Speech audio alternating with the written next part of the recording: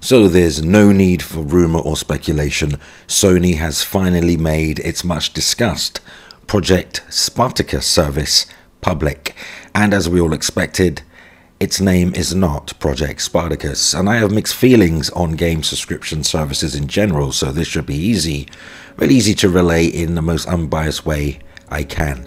But first, a quick catch up on what Sony is offering with its service compared to Xbox Game Pass. Now, Sony has merged, rebranded its PlayStation Now and PlayStation Plus services to offer PlayStation users a 3-tier subscription service, which offers up PlayStation 1, PlayStation 2, 3, PSP, PS4 and PS5 games, though Sony has stopped short of day-and-date brand new releases being added to the service, and gives a pretty compelling reason for doing so, but more on that later.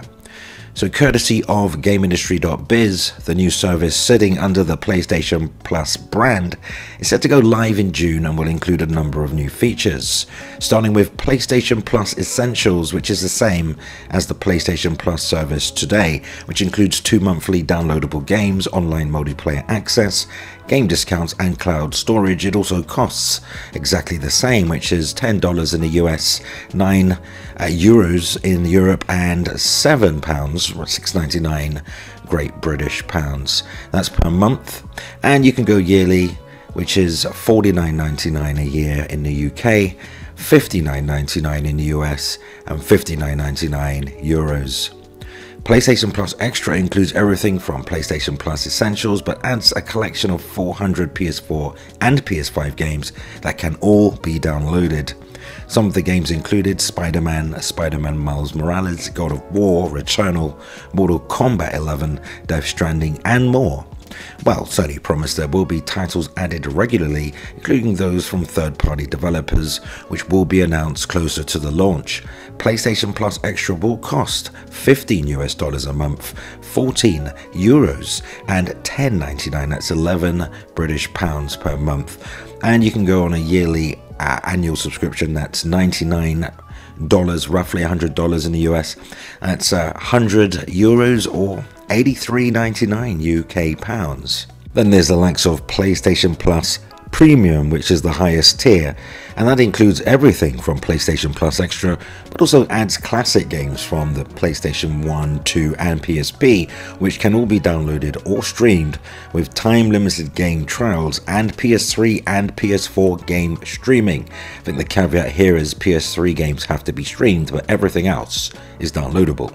Now, this service will cost around $18 a month, €17 a month, or £13.50 a month in the UK, and you can do it yearly, which is $120 or €120 or just £100 a year, which makes it cheaper than Game Pass if you are paying annually. Now, that's certainly a lot of content to be had, and the PlayStation Plus Extra tier alone dwarfs Xbox Game Pass just on the 400 downloadable PS4 and PS5 titles. However, slight caveat here, PlayStation has opted not to drop its first-party games into the service on a day-and-date release, a la Game Pass, which makes, in my opinion, Xbox Game Pass more attractive to new users, which in contrast to the Game Pass equivalent, we don't know how often or how regular the games are going to be, rotated on either service. You just have to leave it up to the platform holders. But in an interview with GamesIndustry.biz, PlayStation CEO Jim Ryan says that doing such a thing, i.e. releasing games day and date, would result in less investment into its PlayStation studios and could lead to lower quality games. Now, Sony's combined PlayStation Plus and PlayStation Now install base sits at around 50 million, with 48 million of those subscribed to PlayStation Plus. Sony hopes to convert more of its PlayStation Plus audience to the higher tiers while lowering the overall price for those who currently subscribe to both services. Here's a quote from PlayStation boss Jim Ryan. "We have combined subscription numbers in excess of 50 million now, and we're happy with that. That's a good number.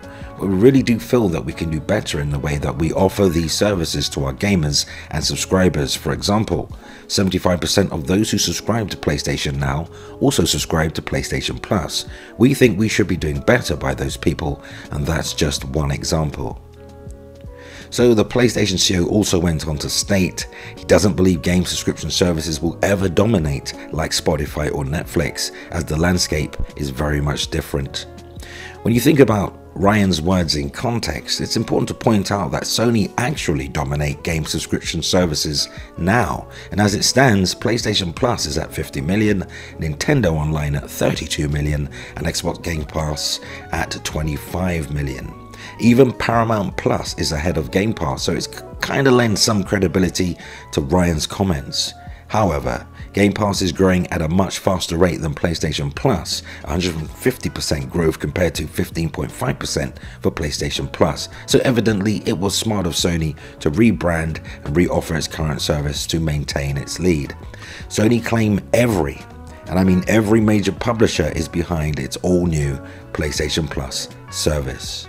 Well, it'll be interesting really to see what these third parties offer up going forward over Game Pass.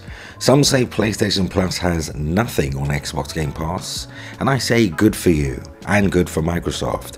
Enjoy Game Pass, its value proposition, and I'd say quit the fake concern for PlayStation gamers because Sony doesn't need to copy or emulate Game Pass. PlayStation users expect uncompromised quality from Sony, and they usually get what they pay for. Now, in terms of how soon PS5 titles will be added to the service, well, I'd say expect a turnaround of approximately 12 to 24 months before first-party PS5 titles are added to the new PlayStation Plus multi-tier service. Third-party, however, well, I'd say as soon as 3 to 6 months, even day and date, depending on how successful or how poor the sales performance / engagement metric is, and whether Sony's really willing to pony up the cash to get that on the service. Though I fully expect Sony to pay for third-party day and date game releases, some indie, some more prominent AA and AAA content, if only to compensate for first-party day and date and to make the service perceivably more appealing.